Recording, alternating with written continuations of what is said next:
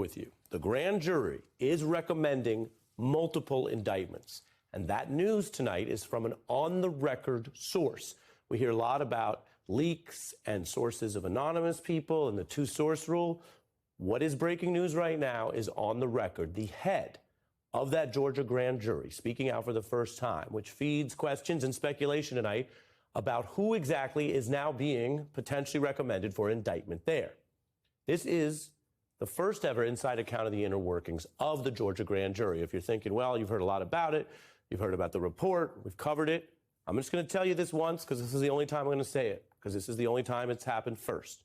This is the first time we've had a grand juror speak out, and at that, the foreperson. This is the only known state criminal probe into Trump's election activities.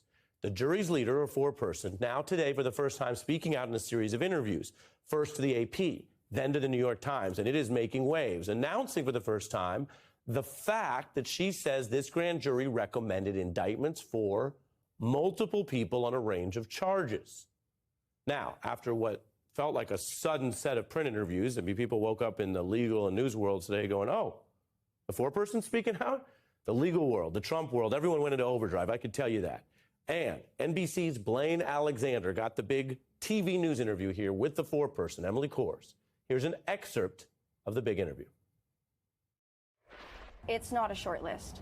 We saw 75 people, and there are 6 pages of the report cut out, I think, if you look at the page numbers. So it's not... So we're talking about more than a dozen people? I would say that, yes. Okay. Are these recognizable names, names that people would know? There are certainly names that you would recognize, yes.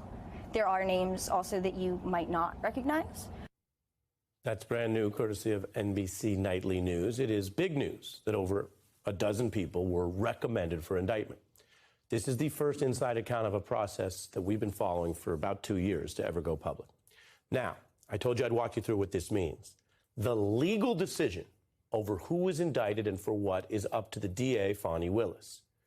This is the new information we have. The New York Times also asking about whether this grand jury recommended an indictment of Donald Trump. And that same juror I just showed you gave this answer, quote, "You're not going to be shocked. It's not rocket science. You won't be too surprised." Well, I guess that depends on who you are and what you find surprising. It is a vague answer, and it appears to be an attempt to sort of answer the question without answering it. And that brings us to another facet of this story. It is odd to have these indictment recommendations leaking out like this. There are strict rules that limit what grand jurors can disclose, all of them including the foreperson.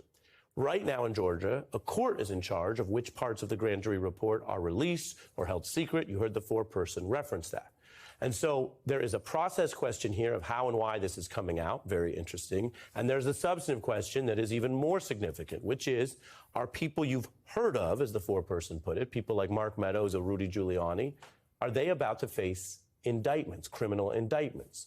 Does any of this get all the way up to Donald Trump if the not surprising culmination is those people in a co-conspiracy as co-conspirators with Trump?